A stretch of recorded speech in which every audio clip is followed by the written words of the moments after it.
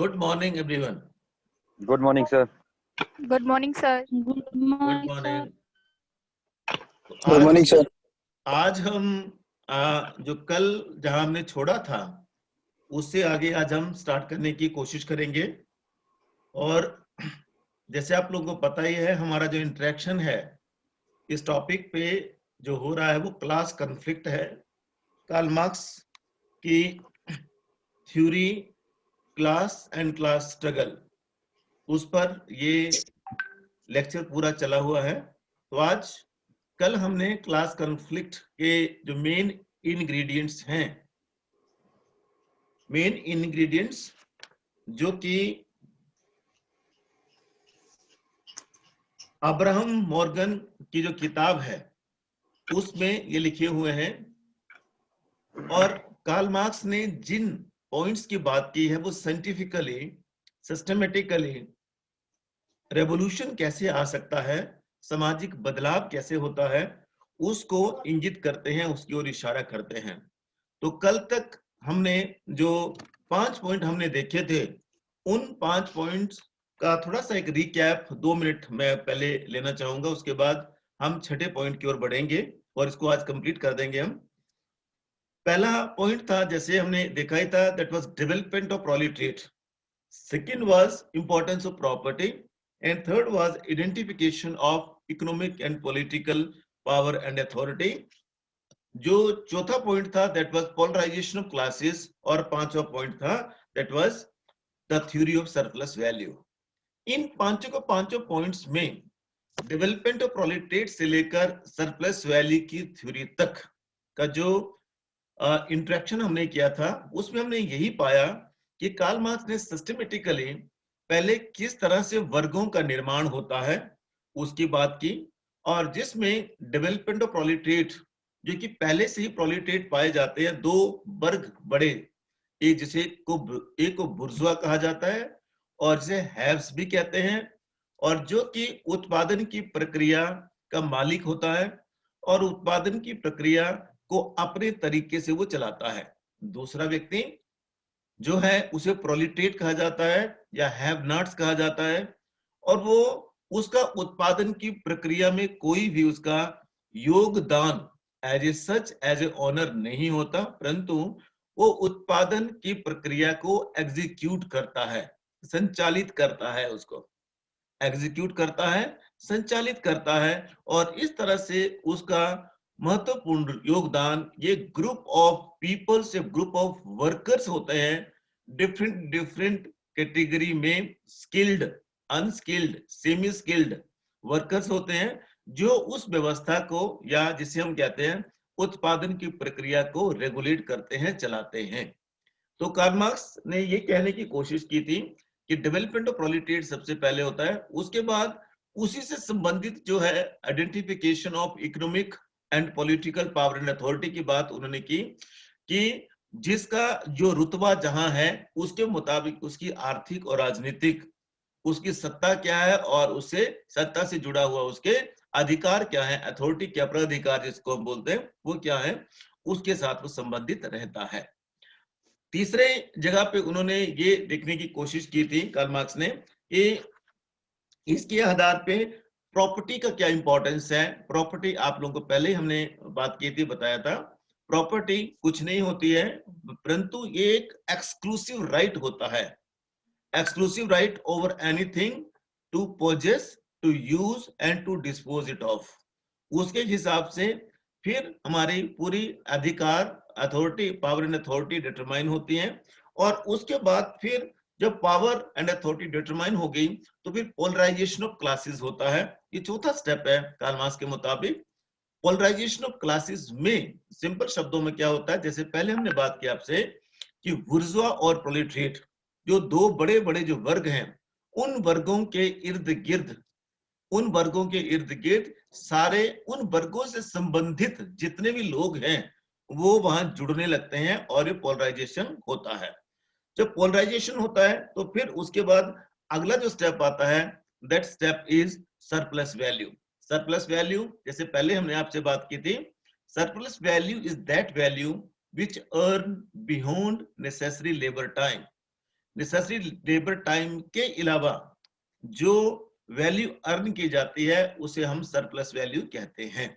तो surplus value Karl Marx के मुताबिक सोर्स ऑफ एक्सप्लॉयटेशन होता है, क्योंकि उसके लिए पूंजीपति ने कोई कीमत नहीं चुकाई होती है बजाय कच्चा माल प्रोवाइड करने के। तो जो कच्चा माल प्रोवाइड किया उसके आधार पर जो प्रोडक्ट निकल के आएगा उसका जो मुनाफा है, कार्ल मार्क्स बोलते हैं वो मुनाफा मजदूरों के, श्रमिकों के, या जो काम करने वाले जो लोग हैं जिसको प्रोलेटेरिएट हम कहते हैं, उस वर्ग के अगेंस्ट उसको यूज किया जाता है। अब इसी के आधार पे हम आगे बढ़ने की कोशिश करेंगे इस बैकग्राउंड के साथ। और छठा स्टेप है दैट इज पेपराइजेशन। पेपराइजेशन को हिंदी में कहते हैं दरिद्रीकरण। दरिद्रीकरण ये होता क्या है कि जब इस तरह की चीजें होने लगती हैं, वर्कर्स का एक्सप्लॉयटेशन होने लगता है, तो वर्कर फिर सड़कों पे आ जाता है। रादर वो अपने इंटरेस्ट को लेकर जागरूक हो चुका होता है। तो जागरूक हो गया है तो वो फिर वहां क्या करने की कोशिश करेगा कि विरोध करने की कोशिश करेगा, और वो ये बोलेगा कि जो प्रॉफिट है उसमें से भी मुझे हिस्सा चाहिए। और क्योंकि उसकी माइजरी जो है, जो उसकी दशा है, वो दयनीय है। माइजरी और माइजरी और पॉवर्टी की वजह से गरीबी उसको इतनी है कि 2 वक्त की रोटी उसको प्रॉपर्ली नहीं मिलती है। जब नहीं मिलती है तो वो फिर इस तरह से जो स्थिति होती है, उस स्थिति में जो अमीर है वो अमीर और अमीर होता जाता है, और जो गरीब है वो और गरीब होता जाता है। जब अमीर और अमीर होगा, गरीब और गरीब होगा, तो इससे क्या होता है कि जो वेल्थ ऑफ बुर्जुआ है, वेल्थ ऑफ बुर्जुआ मैंने जो पूंजीपतियों की जो संपत्ति है, सारी जो संपत्ति है चल अचल, उसमें दिनों दिन दुगनी रात चौगुनी उसमें बढ़ोतरी होती जाती है। क्यों? क्योंकि वो मजदूरों का हिस्सा भी उसमें से खा जाता है, और मजदूर जो है वो और गरीब से और गरीबतर होता जाता है, माइजरी की कंडीशन में आता है, और उसकी स्थिति जो है बहुत ही दयनीय हो जाती है। जब ये स्थिति दयनीय होती है तो इस तरह से मास लेवल पर, इस तरह से मास लेवल पर यहाँ क्या हो जाएगा कि आम आदमी का जो जीना है वो दूभर हो जाता है। आम आदमी का जब जीना दूभर होगा तो ये जो प्रेशर है, ये जो प्रेशर होता है वो स्लेवरी की ओर ले जाता है, दास्ता की ओर ले जाता है, और जो एक्सप्लॉयटेशन ऑफ प्रोलेटेरिएट जो है वो बहुत ही ज्यादा बढ़ जाता है।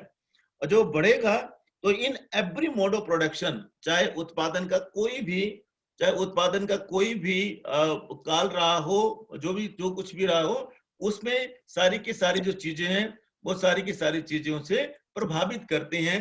और उत्पादन के किसी भी एरा में, किसी भी युग में, चाहे वो स्लेवरी वाला समय रहा हो, चाहे वो फ्यूडल वाला रहा हो, चाहे अभी वाला जो पूंजीवादी जो व्यवस्था है वो रही हो, उसमें एक्सप्लॉयटेशन किया जाता है हैव्स के द्वारा हैव नॉट्स का।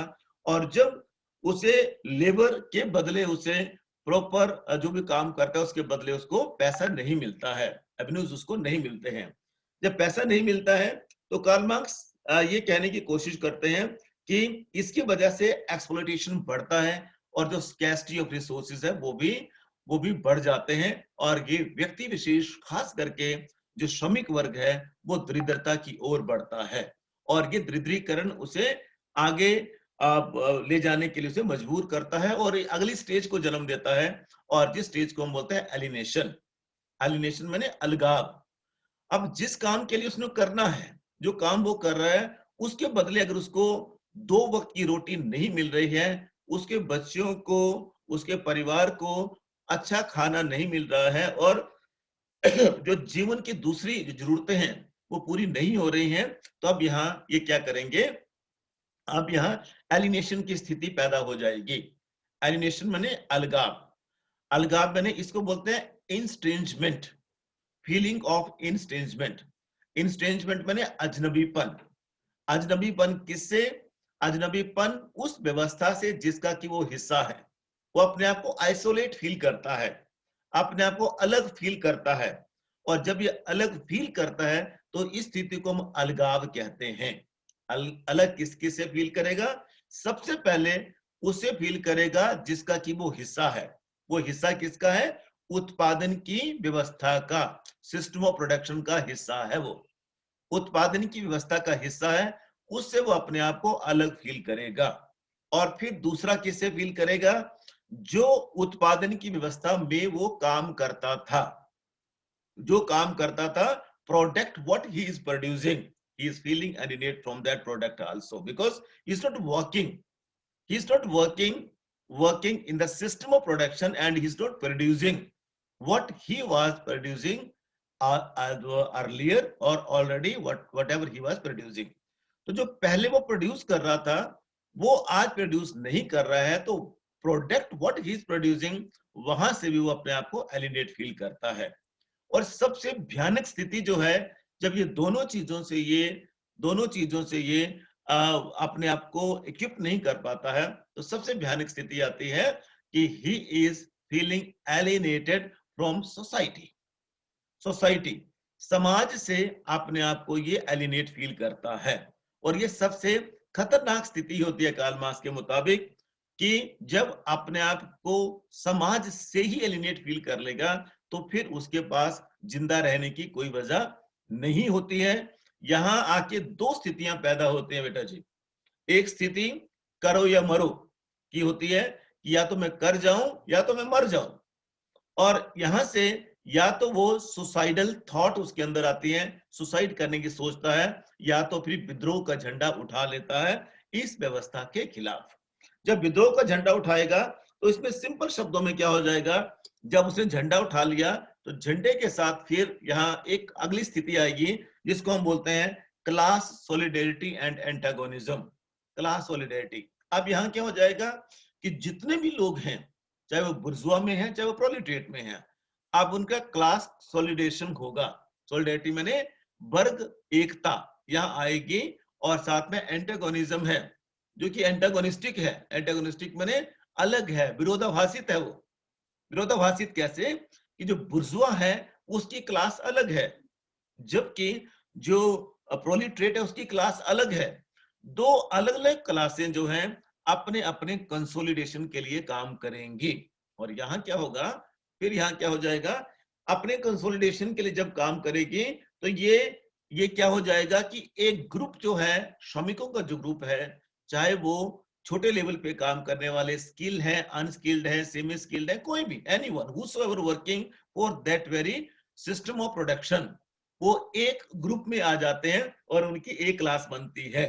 पर ये क्लास कब बनेगी? आई एम रिपीटिंग अगेन, जब क्लास कॉन्शियसनेस होगी, जब क्लास फॉर इटसेल्फ होगी कार्ल मार्क्स के मुताबिक, तब जाके ये क्लास बनती है। और एक क्लास कौन सी होगी? वो क्लास होगी बुर्जुआ की या कैपिटलिस्ट की, या जो उत्पादन की व्यवस्था की पूरी प्रक्रिया के मालिक हैं, वो अपनी मर्जी से उस सारी प्रक्रिया को चलाते हैं। तो इस तरह से क्लास सॉलिडेरिटी जब होगी तो फिर उनके पास ये क्लास सॉलिडेरिटी किनकी होगी? ये लोग वो होंगे जो मरेंगे नहीं परंतु करेंगे कुछ। तो करना क्या, इन्होंने विरोध करना है। जब विरोध करेंगे तो लेट मी टेल यू, उस विरोध का नतीजा क्या होने वाला है, रादर क्या नतीजा होता है, that is our next step. वो अगला स्टेप है जिसको रेवोल्यूशन कहा गया है। रेवोल्यूशन, क्रांति। अगला स्टेप क्या हो जाएगा? सिंपली जब क्लास सॉलिडेरिटी हो गई, अब उसके बाद वो जो एग्जिस्टिंग सिस्टम है, जो चल रहा है सिस्टम, उसके खिलाफ वो क्रांति कर देते हैं, रेवोल्यूशन कर देते हैं। उनका विरोध जो है वो प्रकट रूप में हमारे सामने आ जाता है। पहले जो 8 स्टेप थे, उन 8 स्टेपों में सिर्फ प्लानिंग थी।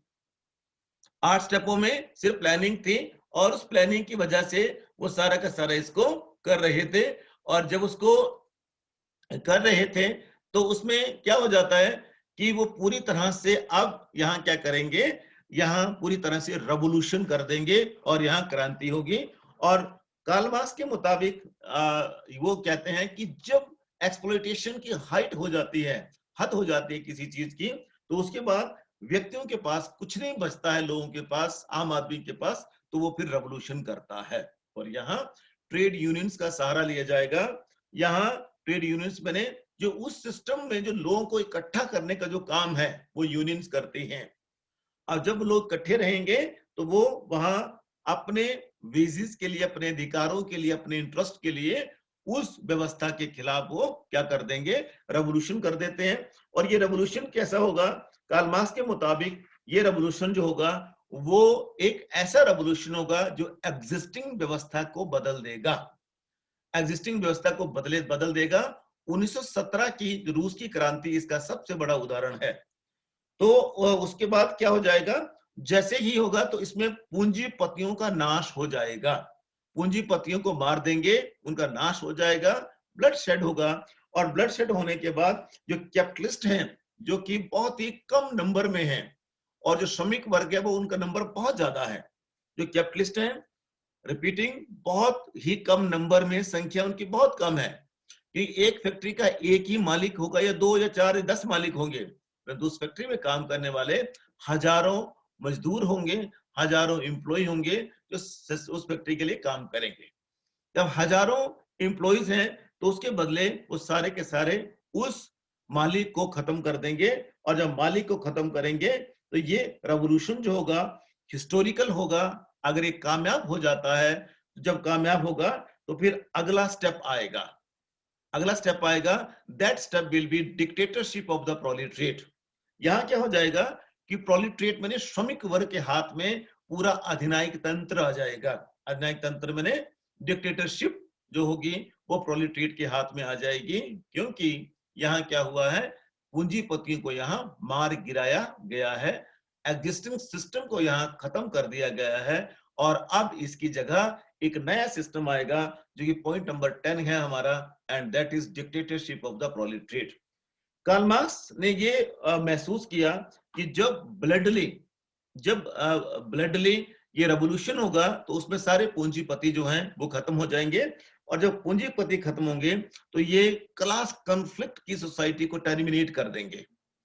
सोसाइटी से जो कॉन्फ्लिक्ट है वो टर्मिनेट हो जाएगा, खत्म हो जाएगा। और अब सत्ता जो है वो किसके हाथ में आ जाएगी, सत्ता जो होगी वो social dictatorship of the proletariat, social dictatorship होगी यहाँ। और वो उसमें से किसी को भी मालिक बनने का या किसी को भी नौकर रहना कोई भी नहीं रहेगा, सब के सब बराबर होंगे। और बराबर होंगे तो उत्पादन की व्यवस्था को चलाने के लिए सारे के सारे लोग इकट्ठे होंगे। और कार्ल मार्क्स ने ये कहा है कि इसका जो रिजल्ट है वो लिक्विडेशन ऑफ बुर्जुआ होगा।